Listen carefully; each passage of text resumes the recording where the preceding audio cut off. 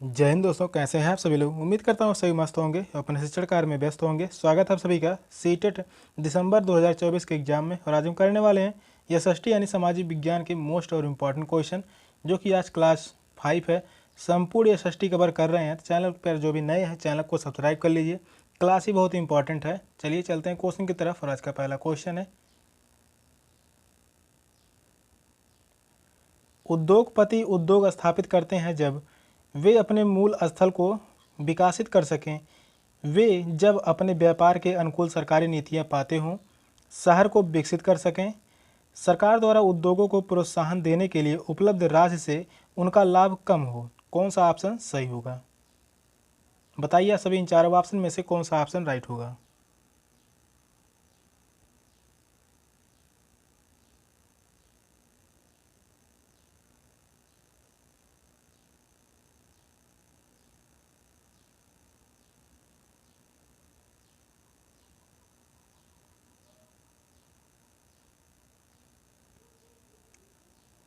Question कह रहा है, उद्योगपति उद्योग स्थापित करते हैं जब अपने व्यापार के अनुकूल सरकारी नीतियां पाते हों। तो इस क्वेश्चन का राइट आंसर होगा ऑप्शन बी। उद्योगपति तभी उद्योग स्थापित करते हैं जब सरकारी नीतियां अपने उद्योग के अनुकूल लगती हो। तो इस क्वेश्चन का राइट आंसर होगा ऑप्शन बी। नेक्स्ट क्वेश्चन है, निम्नलिखित में से कौन सा कथन बाजार शब्द का परिचय देता है? एक ऐसा स्थानीय क्षेत्र जो उद्योग की स्थापना के लिए स्थितियों को अनुकूल बनाता है, उद्योगपतियों द्वारा निर्मित माल को बेचा जाने वाला स्थान, उद्योग द्वारा उत्पादित विशेष प्रकार की वस्तुओं का संभावित व्यापार, ऐसा माल जहां उत्पाद बेचे जाते हैं। कौन सा ऑप्शन सही होगा? तीन चार ऑप्शन में से कौन सा ऑप्शन राइट होगा?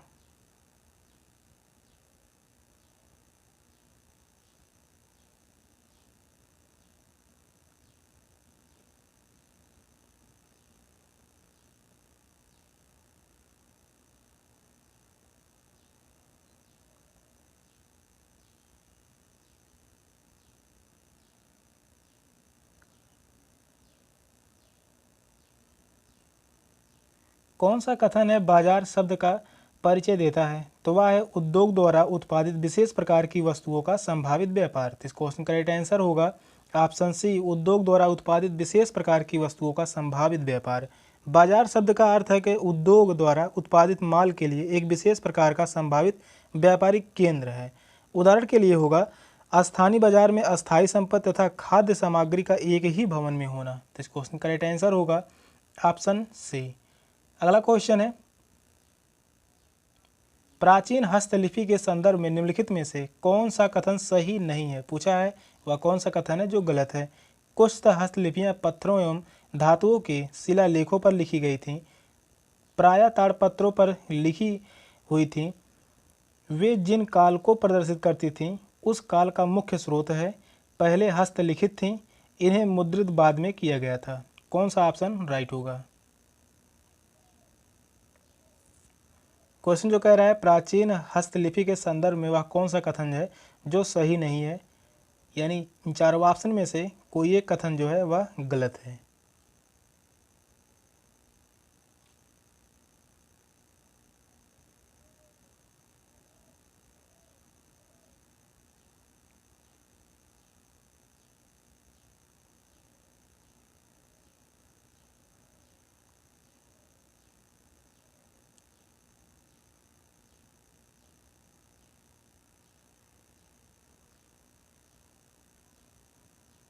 कुछ हस्तलिपियां पत्थरों व धातुओं के शिलालेखों पर लिखी गई थीं, यह बात सही है।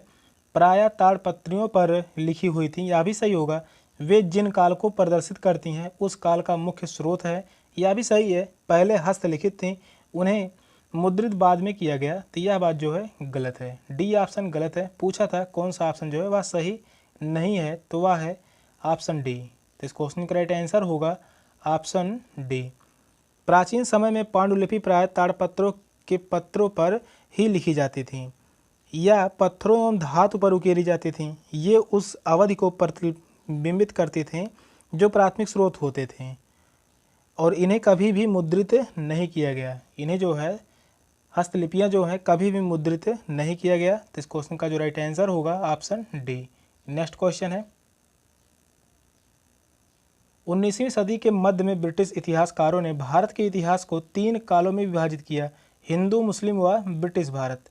इस विभाजन का आधार क्या था? यह सुविधाजनक या याद रखने वाला था? यह उस विचार पर आधारित है जिसमें शासकों का धर्म एक महत्वपूर्ण ऐतिहासिक बदलाव था? इंग्लैंड का इतिहास इसी तरीके से लिखा गया। ब्रिटिश यह सोचते हैं कि इतिहास के संदर्भ में वे अधिक विद्वान हैं, इस कारण बस उन्होंने भारत के इतिहास का विभाजन इस प्रकार किया। कौन सा ऑप्शन राइट होगा?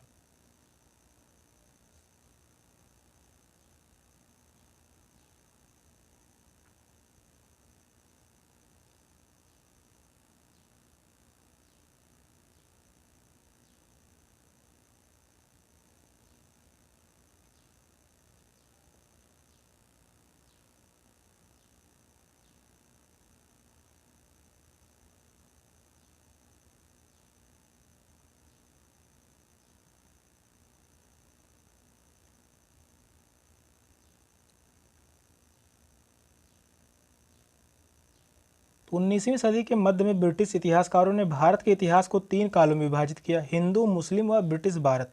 इस विभाजन का आधार क्या था? तो वह था उस पर विचार पर आधारित था जिसमें शासकों का धर्म एक महत्वपूर्ण ऐतिहासिक बदलाव था। तो इस क्वेश्चन का राइट आंसर होगा ऑप्शन बी। 19वीं सदी के मध्यकाल में भारतीय इतिहास को विविध धर्म के राजाओं के राज करने की अवधि के आधार पर विभाजित किया गया। और जेम्स मिल ने, एक इतिहासकार थे, जेम्स मिल ने भारतीय इतिहास को 3 खंडों में विभाजित किया, जो कि हिंदू, मुस्लिम तथा ब्रिटिश राज में विभाजन किया था। तो इस क्वेश्चन का राइट आंसर होगा ऑप्शन बी। नेक्स्ट क्वेश्चन है, 19वीं सदी के दौरान किस विकास ने सामाजिक रीति रिवाजों तथा व्यवहार के बारे में बड़े पैमाने पर चर्चा और वाद विवाद को सुगम बनाया? पत्रिकाएं, रंगमंच, फिल्में, रेडियो। कौन सा ऑप्शन सही होगा? बताइए सभी इन चारों ऑप्शन में से कौन सा ऑप्शन राइट होगा?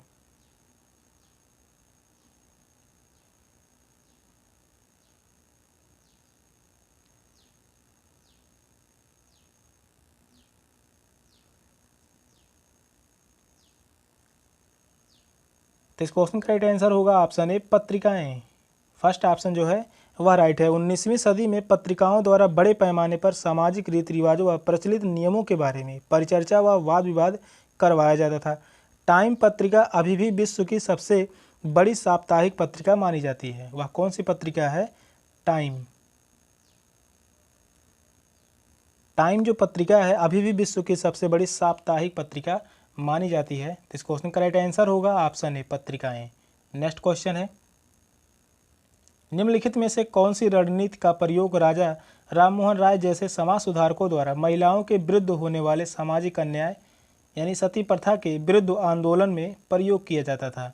वे सामाजिक वातावरण की मदद लेते थे, सरकार के प्रभाव का प्रयोग करते थे, प्राचीन धार्मिक ग्रंथों के उदाहरणों तथा श्लोकों से अपनी बात को सिद्ध करते थे, लोकप्रिय राष्ट्रीय नेताओं की मदद लेते थे। कौन सा ऑप्शन सही होगा?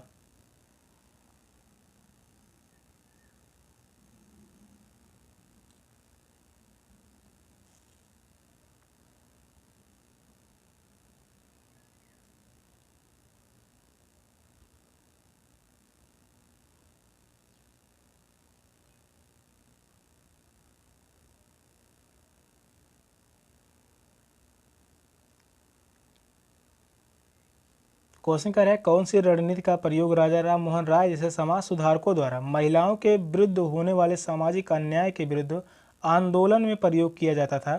तो वह होगा प्राचीन धार्मिक ग्रंथों के उदाहरणों या श्लोकों से अपनी बात को सिद्ध करते थे। तो इस क्वेश्चन का राइट आंसर होगा ऑप्शन सी। सती प्रथा का अंत कब किया गया था? तो वह है 1829 में। राजा राम मोहन राय जी के द्वारा 1829 में सती प्रथा का अंत किया गया था। तो इस क्वेश्चन का जो राइट आंसर होगा ऑप्शन सी। नेक्स्ट क्वेश्चन है, 19वीं शताब्दी के दौरान अधिकांश शिक्षित महिलाओं को विद्यालय भेजने के बजाय उनको उदारवादी पिता या पति ने उन्हें घर में ही पढ़ाया। निम्नलिखित में से कौन सा कथन उपयुक्त प्रचलन का सही कारण नहीं है? पूछा है, वह कौन सा जो है कारण नहीं है? लोगों में यह भय था कि विद्यालयों के कारण लड़कियां घर गृहस्थी से दूर हो जाएंगी, लड़कियों को घर पर ही शिक्षा देने में पुरुषों को अत्यधिक आनंद आता था।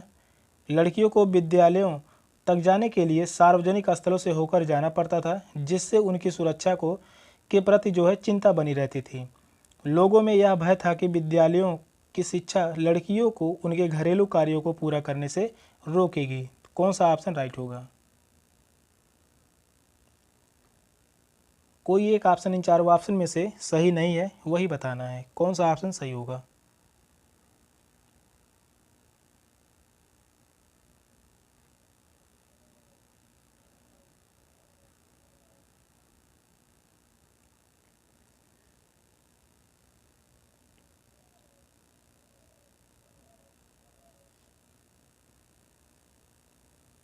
क्वेश्चन कह रहा है 19वीं शताब्दी के दौरान अधिकांश शिक्षित महिलाओं को विद्यालय भेजने के बजाय उनके उदारवादी पिता या पति ने उन्हें घर में ही पढ़ाया। वह कौन सा कथन प्रचलन का सही कारण नहीं है? तो वह लोगों में यह भय था कि विद्यालयों के कारण लड़कियां घर गृहस्थी से दूर हो जाएंगी। यह बात सही है। लड़कियों को घर पर ही शिक्षा देने में पुरुषों को अत्यधिक आनंद आता था। यह बात गलत है। यह कारण नहीं था। लड़कियों को विद्यालयों तक जाने के लिए सार्वजनिक स्थलों से होकर जाना पड़ता था, जिससे उनकी सुरक्षा के प्रति चिंता बनी हुई थी। यह भी सही होगा। और लोगों में यह भय था कि विद्यालयों की शिक्षा लड़कियों को घरेलू कार्यों को पूरा करने से रोकेगी। यह भी सही होगा। पूछा है कौन सा कारण सही नहीं है, तो वह है ऑप्शन बी। तो इस क्वेश्चन का राइट आंसर होगा ऑप्शन बी। सेकंड ऑप्शन वह राइट है। नेक्स्ट क्वेश्चन है, खनन कार्य को प्राथमिक गतिविधियों को क्यों कहा जाता है?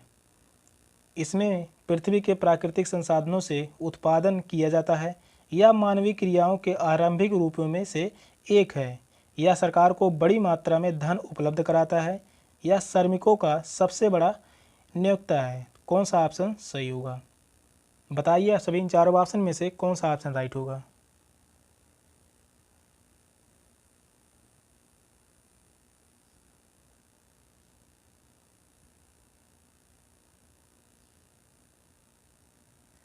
खनन कार्य को प्राथमिक गतिविधि क्यों कहा जाता है?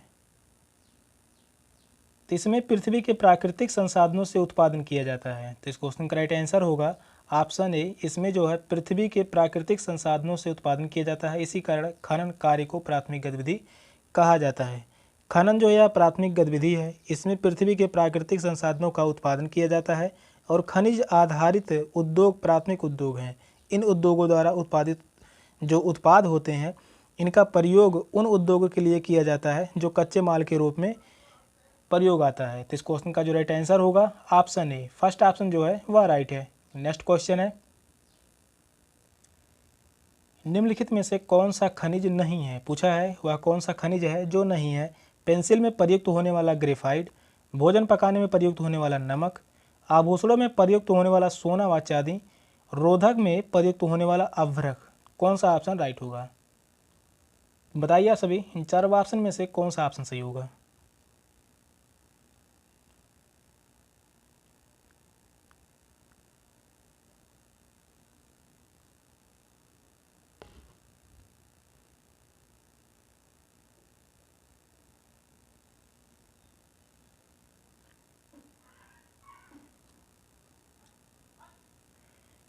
तो कौन सा खनिज वह नहीं है? तो वह है रोधक में प्रयुक्त होने वाला अभ्रक। यह खनिज नहीं है। पेंसिल में प्रयुक्त होने वाला ग्रेफाइट यह खनिज है। भोजन पकाने में प्रयुक्त होने वाला नमक यह भी खनिज होगा। आभूषणों में प्रयुक्त होने वाला सोना व चांदी यह भी खनिज है। विद्युत अवरोधक के रूप में प्रयुक्त माइका खनिज नहीं है। ग्रेफाइट, सोना चांदी तथा नमक या सोडियम क्लोराइड इत्यादि यह खनिज पदार्थ हैं। माइका आग्नेय कायांतरित तथा तलछट्टी से भरपूर रूप से प्राप्त होता है। इसी प्रकार यह खनिज नहीं है। नेक्स्ट क्वेश्चन है, स्वतंत्रता के पश्चात निम्नलिखित में से एक समस्या का सामना भारत को नहीं करना पड़ा था। तो वह कौन सी समस्या थी? भारत, पाकिस्तान व ग्रेट ब्रिटेन के बीच संपदा व ऋणों का समान रूप से बंटवारा, भारतीय संघ में राजवंशों को शामिल करने का प्रयास, आर्थिक विकास, पाकिस्तान से शरणार्थियों का आना। कौन सा ऑप्शन राइट होगा? बताइए आप सभी इन चारों ऑप्शन में से कौन सा ऑप्शन सही होगा। क्वेश्चन जो कह रहा है स्वतंत्रता के पश्चात जो है वह किसका एक सामना जो है भारत को नहीं करना पड़ा था।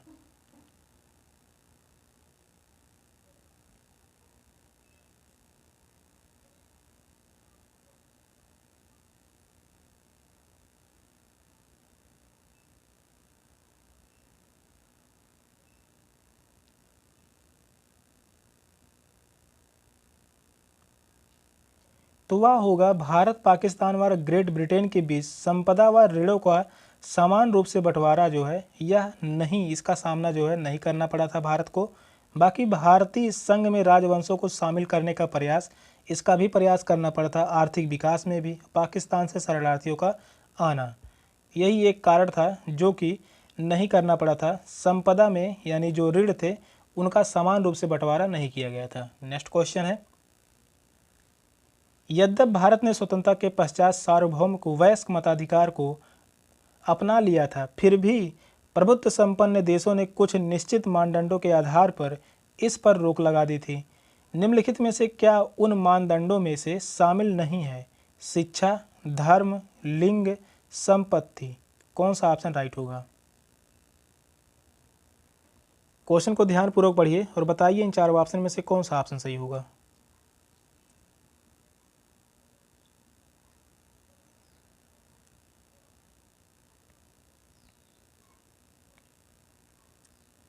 तो वह था धर्म। धर्म जो है वह शामिल नहीं था, उन मानदंडों में धर्म जो है शामिल नहीं था। कई संप्रभुत्व जो देशों में स्वतंत्रता के बाद भी अपने अपने देशों में वयस्क मताधिकार पर रोक लगा थी, जबकि इसका कोई धार्मिक मानदंड भी नहीं था। सार्वभौमिक मताधिकार मत देने के अधिकार से संबंधित है। तो इस क्वेश्चन का राइट आंसर होगा ऑप्शन बी। नेक्स्ट क्वेश्चन है,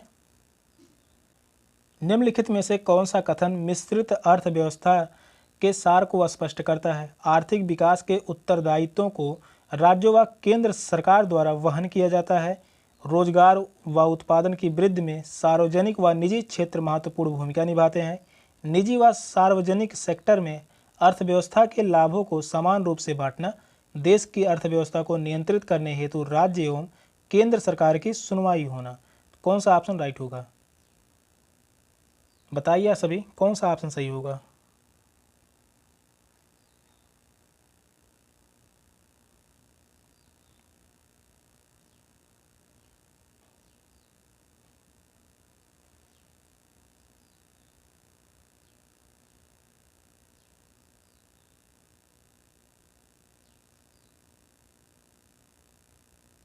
तो इस क्वेश्चन का राइट आंसर होगा ऑप्शन बी। रोजगार व उत्पादन की वृद्धि में सार्वजनिक व निजी क्षेत्र महत्वपूर्ण भूमिका निभाते हैं। तो इस क्वेश्चन का राइट आंसर होगा ऑप्शन बी। एक मिश्रित अर्थव्यवस्था में सार्वजनिक व निजी उपक्रम दोनों ही उत्पादन बढ़ाने में एवं रोजगार सृजन में महत्वपूर्ण भूमिका निभाते हैं। मिश्रित अर्थव्यवस्था व आर्थिक प्रणाली है जिसमें निजी एवं राजकीय उपक्रम सम्मिलित होते हैं। तो इस क्वेश्चन का राइट आंसर होगा ऑप्शन बी। नेक्स्ट क्वेश्चन है,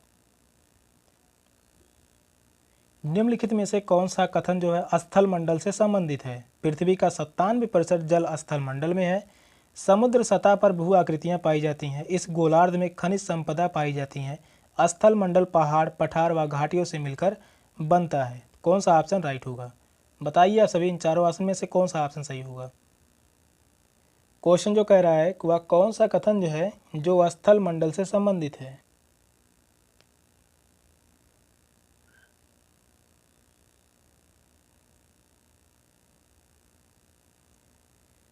तो वह संबंधित है समुद्र सतह पर भू आकृतियाँ पाई जाती हैं। तो इस क्वेश्चन का राइट आंसर होगा ऑप्शन बी। स्थल मंडल से संबंधित जो बात है वह समुद्र सतह पर भू आकृतियाँ पाई जाती हैं। भूमि की सबसे बाहरी ठोस सतह जो है वह है स्थल मंडल, जो विभिन्न चट्टानों व खनिजों से बनी होती है। लिथोस एक ग्रीक शब्द है। कैसा शब्द है? लिथोस जो है, लिथोस कैसा शब्द है? यह एक ग्रीक शब्द है जिसका अर्थ होता है चट्टान। लिथोस का अर्थ होता है चट्टान। तो इस क्वेश्चन का राइट आंसर होगा ऑप्शन बी। नेक्स्ट क्वेश्चन है, पृथ्वी के बारे में निम्नलिखित में से क्या नहीं कहा जाता? यह गोल है, या ध्रुवों पर हल्की सी चपटी है, या मध्य में उभरी हुई है, इसे नीला ग्रह भी कहा जाता है। कौन सा ऑप्शन सही होगा? क्वेश्चन काफ़ी इम्पॉर्टेंट और आसान भी है। बताइए आप सभी इन चारों ऑप्शन में से कौन सा ऑप्शन सही होगा।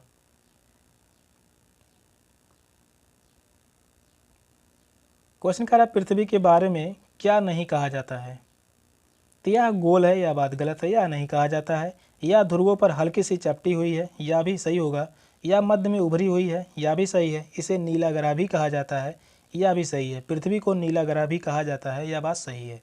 पहला ये ऑप्शन गलत है, तो इस क्वेश्चन का राइट आंसर होगा ऑप्शन ए, फर्स्ट ऑप्शन जो है वह राइट है। नेक्स्ट क्वेश्चन है,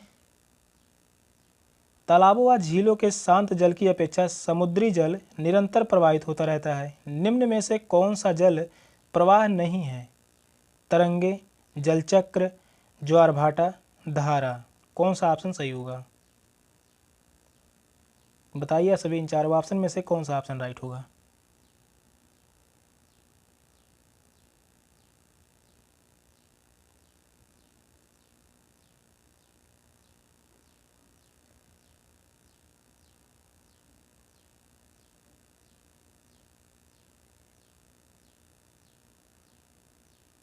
तालाबों व झीलों के शांत जल की अपेक्षा समुद्री जल निरंतर प्रवाहित होता रहता है। कौन सा जल का प्रवाह नहीं है, तो वह जलचक्र।